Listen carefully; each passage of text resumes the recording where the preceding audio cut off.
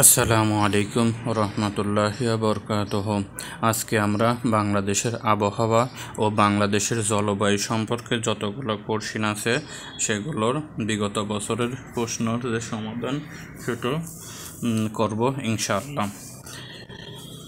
সমুদ্রপৃষ্ঠের বায়ুর স্বাভাবিক চাপ হলো ৭৬ সেমি। সমুদ্রপৃষ্ঠের বায়ুর স্বাভাবিক চাপ কত? ৭৬ সেমি। সমুদ্রপৃষ্ঠের বায়ুর স্বাভাবিক চাপ কত? ৭৬ সেমি। কোন নবায়নযোগ্য শক্তির উৎস নয়? প্রাকৃতিক গ্যাস হচ্ছে নবায়নযোগ্য শক্তির উৎস নয়। কোন স্থানে জলবায়ু কিসের উপর নির্ভর করে? বিষুবরেখা হতে এর দূরত্ব, সাগর ও মহাসাগর হতে এর দূরত্ব, সমুদ্রপৃষ্ঠ হতে এর উচ্চতা। জলবায়ু নির্ণয়ের কোনটি অপ্রয়োজনীয়? দ্রাঘিমা রেখা, এটা জলবায়ু নির্ণয় করার জন্য অপ্রয়োজনীয়। সূর্য থেকে পৃথিবীতে কোন প্রক্রিয়ায় তাপ আসে? বিকিরণ প্রক্রিয়ায়। সূর্য থেকে পৃথিবীতে কোন প্রক্রিয়ায় তাপ আসে? বিকিরণ প্রক্রিয়ায়। শীতকালে বাতাসের জলীয় বাষ্পের পরিমাণ কি কম থাকে? শীতকালে বাতাসের জলীয় বাষ্পের পরিমাণ কম থাকে। স্বাভাবিক অবস্থায় একজন মানুষের উপর প্রতি বর্গ ইঞ্চিতে বায়ুর চাপ পড়ে কত? 15 পাউন্ড। স্বাভাবিক অবস্থায় একজন মানুষের উপর প্রতি বর্গ ইঞ্চিতে বায়ুর চাপ পড়ে 15 পাউন্ড।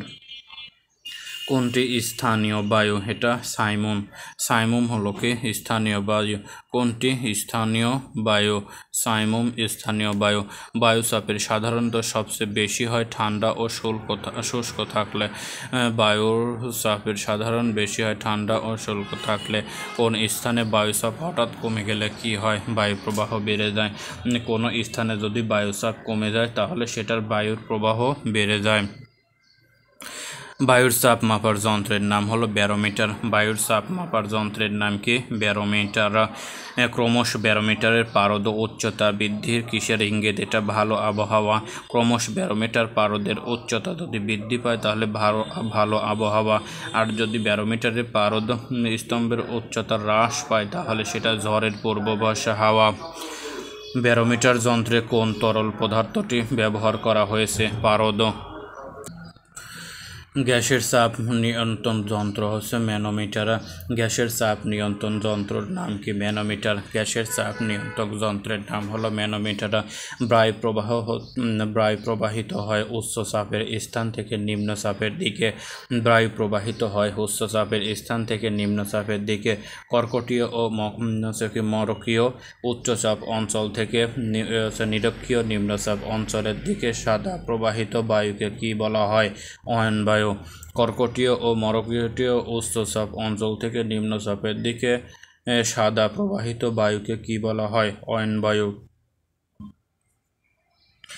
ঋতুর পরিবর্তনের সাথে যে বায়ুর দিক পরিবর্তন হয় তাকে কি বলে? মৌসুমী বায়ু। ঋতুর পরিবর্তনের সাথে যে বায়ুর দিক পরিবর্তন হয় তাকে বলে মৌসুমী বায়ু। মৌসুমী বায়ু সৃষ্টির মূল কারণ হলো উত্তরায়ণ ও দক্ষিণায়ন। মৌসুমী বায়ুর মূল সৃষ্টির কারণকে উত্তরায়ণ ও দক্ষিণায়ন। বায়ুমণ্ডলের জলীয় বাষ্প ঘনীভূত হওয়ার ফলে দেখা যায় শিশির। বায়ুমণ্ডলের জলীয় বাষ্প ঘনীভূত হওয়ার ফলে দেখা যায় কি? শিশির। নিরক্ষীয় অঞ্চলে হালকা পানি উষ্ণ ও হালকা হয়। নিরক্ষীয় অঞ্চলের পানি উষ্ণ ও হালকা হয়। উষ্ণ স্রোত ও শীতল স্রোতের মধ্যে পার্থক্য কুয়াশা ও ঝড় হয়। উষ্ণ স্রোত ও শীতল স্রোতের মিলনে কুয়াশা ও ঝড় হয়। উষ্ণ স্রোত ও শীতল স্রোতের মিলনে কি হয়? কুয়াশা ও ঝড় হয়। যেটি জলবায়ু নিয়ামক নয় এটা ভৌমিক হয়। যেটি জলবায়ু নিয়ামক নয় ভৌমিক হয়। উত্তর গোলার্ধে সাইক্লোনের বায়ু কোন দিকে প্রবাহিত হয়? ঘড়ির কাঁটার বিপরীত দিকে। উত্তর গোলার্ধে সাইক্লোনের বায়ু কোন দিকে প্রবাহিত হয়? ঘড়ির কাঁটার বিপরীত দিকে। বাতাসের তাপমাত্রা হ্রাস পেলে আর্দ্রতা বাড়ে। বাতাসের তাপমাত্রা হ্রাস পেলে বাতাসের আর্দ্রতা বাড়ে। গর্জনশীল চল্লিশার অবস্থান কোনটি? 40 ডিগ্রি দক্ষিণ থেকে 47 ডিগ্রি দক্ষিণে। গর্জনশীল চল্লিশার অবস্থান কোনটি? 40 ডিগ্রি দক্ষিণ থেকে 47 ডিগ্রি দক্ষিণে। শীতকালে ঠোঁট ও গায়ের চামড়া ফেটে যায় কারণ বাতাসের আপেক্ষিক আর্দ্রতা কম বলে। শীতকালে ঠোঁট ও গায়ের চামড়া ফেটে যায় কারণ বাতাসের আপেক্ষিক আর্দ্রতা কম বলে। শীতকালে ভিজা কাপড় দ্রুত শুকায় কেন? বাতাসের জলীয় বাষ্প থাকে বলে? শীতকালে বাতাসের হচ্ছে কি জলীয় বাষ্প থাকে বলে? বাংলাদেশের আবহাওয়া হলো ট্রপিক্যাল আবহাওয়া। বাংলাদেশের আবহাওয়া হলো কি ট্রপিক্যাল আবহাওয়া। গ্রীষ্মকালে বাংলাদেশের কোন বায়ুর দিক থেকে প্রবাহিত হয়? দক্ষিণ দিকে। গ্রীষ্মকালে বাংলাদেশের বায়ু কোন দিক থেকে প্রবাহিত হয়? দক্ষিণ দিক থেকে গ্রীষ্মকালে বাংলাদেশের বায়ু প্রবাহিত হয়। এল নিনা ও লা নিনা শব্দের দুইটি কিসের সাথে সম্পর্কিত? জলবায়ু সংক্রান্ত। এল নিনা ও লা নিনা শব্দটি দুইটি কিসের সাথে সম্পর্কিত? জলবায়ু সংক্রান্ত। আবহাওয়া সম্পর্কিত বিজ্ঞান কোনটি? মেটিওরোলজি। আবহাওয়া সম্পর্কিত বিজ্ঞান কোনটি? Meteorology. A person who is study at the atmosphere weather and weather the forecasting, এটা হলো কি মেটোরোলজিস্ট। তার মানে হচ্ছে কি আবহাওয়া সম্পর্কিত যে বিজ্ঞান সেটাকে কি বলে? যেটা হলো মেটিওরোলজিস্ট। বাংলাদেশে সনের একক 31শে মাস কয়টি? বাংলা সনের 31শে মাস 6টি। বাংলা সনের 31শে মাস কয়টি? 6টি। বাংলাদেশের গড় বৃষ্টির পরিমাণ 2030 মিলিমিটার। বাংলাদেশে গড় বৃষ্টির পরিমাণ 2030 মিলিমিটার। বাংলাদেশের কোন স্থানে সবচেয়ে বেশি বৃষ্টিপাত হয়?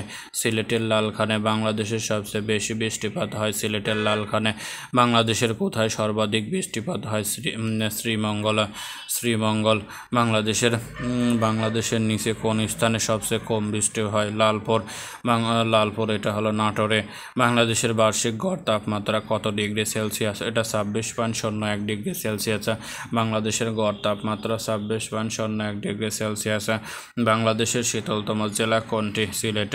বাংলাদেশের শীতলতম জেলা সিলেট। বাংলাদেশের উষ্ণতম মাস এপ্রিল। বাংলাদেশের উষ্ণতম মাস কোনটি? এপ্রিল। বাংলাদেশের উষ্ণতম মাস হলো এপ্রিল। কোন মাসে কালবৈশাখী ঝড় হয়? বৈশাখ জ্যৈষ্ঠ মাসে। বৈশাখ জ্যৈষ্ঠ মাসে কালবৈশাখী ঝড় হয়। কোন মাসে কালবৈশাখী ঝড় হয়? বৈশাখ ও জ্যৈষ্ঠ মাসে কালবৈশাখী ঝড় হয়। বাংলাদেশের বার্ষিক গড় বৃষ্টিপাতের পরিমাণ হলো 203 সেন্টিমিটার। বাংলাদেশের বার্ষিক গড় বৃষ্টিপাতের পরিমাণ 203 সেন্টিমিটার। কোন দেশটি মৌসুমী বায়ু অঞ্চলের অন্তর্ভুক্ত? বাংলাদেশের জলবায়ু নয়, এটা হলো কি চরমভাবাপন্ন। বাংলাদেশের জলবায়ু নয় কি চরমভাবাপন্ন। বাংলাদেশের কোন অঞ্চলে সর্বোচ্চ বৃষ্টিপাত হয়? উত্তর পূর্বে। বাংলাদেশের কোন অঞ্চলে সর্বোচ্চ বৃষ্টিপাত হয়? উত্তর পূর্বে। বাংলাদেশের উষ্ণতম স্থানের নাম কি? লালপুর নাটোর। বাংলাদেশের শীতলতম স্থানের নাম কি? শ্রীমঙ্গল সিলেট। বাংলাদেশের শীতলতম স্থানের নাম শ্রীমঙ্গল সিলেট। বাংলাদেশের কখন দক্ষিণ পশ্চিম মৌসুমীর বায়ুর প্রবাহের বৃষ্টিপাত হয়? এটা বর্ষাকালে। বাংলাদেশের কখন দক্ষিণ পশ্চিম মৌসুমীর বায়ুর বৃষ্টিপাত হয়? এটা বর্ষাকালে। বাংলাদেশের শীতকালে কম বৃষ্টিপাত হয় দক্ষিণ পূর্ব শুষ্ক মৌসুমী প্রবাহের প্রভাবে। সমুদ্র স্রোতের অন্যতম কারণ কি? বায়ু প্রবাহের প্রভাব। সমুদ্র স্রোতের অন্যতম কারণ বায়ু প্রবাহের প্রভাব। সংক্ষিপ্ত পথে চলতে হলে জাহাজের চালকের কি অনুসরণ করতে হবে? সমুদ্র স্রোত। সংক্ষিপ্ত পথে চললে জাহাজের চালককে কি অনুসরণ করতে হবে? সমুদ্র স্রোত। কন্টিনেন্টাল শেলফ কিসের সাথে জড়িত? সমুদ্র ভূমিরূপ। কন্টিনেন্টাল শেলফ কিসের সাথে জড়িত? সমুদ্রভূমি। সমুদ্র বায়ুর প্রবল বেগে প্রবাহিত হয় বিকালে। সমুদ্র বায়ুর প্রবল বেগ প্রবাহিত হয় বিকেলবেলা। সন্ধ্যা খাদ কোন সাগরের গভীরতম খাদ? এটা ভারত মহাসাগরে। সন্ধ্যা খাদ কোন সাগরের গভীরতম খাদ? ভারত মহাসাগরে। মহিঢালের গড় প্রস্থ হলো 16 থেকে 32 কিলোমিটার। মহিঢালের গড় প্রস্থ কত? 16 থেকে 32 কিলোমিটার। দীর্ঘতম মহীসোপান হলো উত্তর পশ্চিম ইউরোপে। দীর্ঘতম মহীসোপান কোনটি? উত্তর পশ্চিম ইউরোপে। মহীসোপানের সমুদ্রের পানি সর্বোচ্চ গভীরতা কত? 150 মিটার। মহীসোপানের সমুদ্রের পানির সর্বোচ্চ গভীরতা কত? 150 মিটার। মহীসোপানের গড় প্রস্থতা কত কিলোমিটার? 70 কিলোমিটার। মহীসোপানের গড় প্রস্থতা কত কিলোমিটার? 70 কিলোমিটার। মহীসোপানের গড় প্রস্থতা হলো 70 কিলোমিটার। পরিবেশ দূষণের ক্ষেত্রে উল্লেখিত গ্যাসসমূহের মধ্যে কোন গ্যাসটি গ্রিনহাউস ইফেক্ট এর জন্য প্রধান দায়ী? CO2। যে গ্যাসের সবগুলো অণুই greenhouse gas. CO2, H2O, CH4। নিচের গ্রিনহাউস গ্যাসগুলো কোনটির অবদান বায়ুমণ্ডলের উষ্ণতা সংরক্ষণের সর্বাধিক? Carbon die oxide. নিচের গ্রিনহাউস গ্যাসগুলোর কোনটির অবদান বায়ুমণ্ডলের উষ্ণতা সংরক্ষণে সর্বাধিক? Carbon die oxide. গ্রিনহাউসের প্রভাব হলো কি তাপমাত্রা বৃদ্ধি। কোন ক্যাটাগরিতে বাংলাদেশ বৈশ্বিক ঝুঁকিতে অন্তর্ভুক্ত? সমুদ্রপৃষ্ঠের উচ্চতা বৃদ্ধি। কোন ক্যাটাগরিতে বাংলাদেশের বৈশ্বিক ঝুঁকিতে অন্তর্ভুক্ত? সমুদ্র পৃষ্ঠের উচ্চতা বৃদ্ধি। গাড়ি থেকে নির্গত কালো ধোঁয়া যে বিষাক্ত গ্যাস থাকে তা হলো কি কার্বন মনোক্সাইড। গাড়ি থেকে নির্গত কালো ধোঁয়া যে বিষাক্ত গ্যাস থাকে সেটা হলো কার্বন মনোক্সাইড। যানবাহনের কালো ধোঁয়া কিভাবে পরিবেশকে দূষিত করে?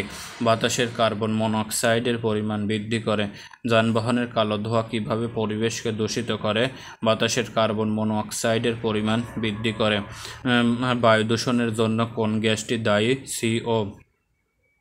অ্যাসিড বৃষ্টির জন্য দায়ী কোন গ্যাসটি? SO2। Smog, SMOG। স্মগ হচ্ছে দূষিত বাতাস। স্মগ কি? দূষিত বাতাস। স্মগ হলো দূষিত বাতাস। পরিবেশের কোন দূষণের ফলে প্রধান উচ্চ রক্তচাপ হতে পারে? শব্দ দূষণ। পরিবেশের কোন দূষণের ফলে প্রধান উচ্চ রক্তচাপ হতে পারে? পরিবেশ দূষণ। কোন জ্বালানি পোড়ালে সালফার ডাই অক্সাইড বাতাসে আসে? ডিজেল। কোন জ্বালানি পোড়ালে সালফার ডাই অক্সাইড গ্যাস বাতাসে আসে? ডিজেল। বাংলাদেশের প্রথম কোথায় আর্সেনিক ট্রিটমেন্ট প্লান্ট স্থাপিত হয়? টঙ্গীপাড়ায়। বাংলাদেশের প্রথম কোথায় আর্সেনিক ট্রিটমেন্ট প্লান্ট স্থাপিত হয়? টঙ্গীপাড়ায়। বিশ্ব স্বাস্থ্য সংস্থা WHO কর্তৃক নির্ধারিত আর্সেনিক নিরাপদ মাত্রা হচ্ছে প্রতি লিটার পানিতে 0.01 মিলিগ্রাম। আর্সেনিক দূরীকরণে সোনোফিল্টার উদ্ভাবন করেন অধ্যাপক আবুল হোসেন। আর্সেনিক দূরীকরণ সোনোফিল্টারের উদ্ভাবক অধ্যাপক আবুল হোসেন। ইমিগ্রি হলো রাজনৈতিক প্রবাসী। EMIGRE। ইমিগ্রি হলো কি? রাজনৈতিক প্রবাসী। নিচের কোনটি পুল ফ্যাক্টরস এর কারণে অভিবাসী নয়? অর্থনৈতিক মন্দা। নিচের কোনটি হচ্ছে পুল ফ্যাক্টরস এর কারণে অভিবাসী নয়? অর্থনৈতিক মন্দা। নিচের কোনটি পুশ ফ্যাক্টর এর কারণ অভিবাসী নয়? সম্প্রতি লাভ। এগুলো হচ্ছে কি অভিবাসী নয়, কিন্তু সামাজিক নিরাপত্তা, শিক্ষা লাভ, তারপরে কর্মসংস্থান, জনসংখ্যা বৃদ্ধি, এগুলো সব হচ্ছে পুশ ফ্যাক্টরস এর অন্তর্ভুক্ত।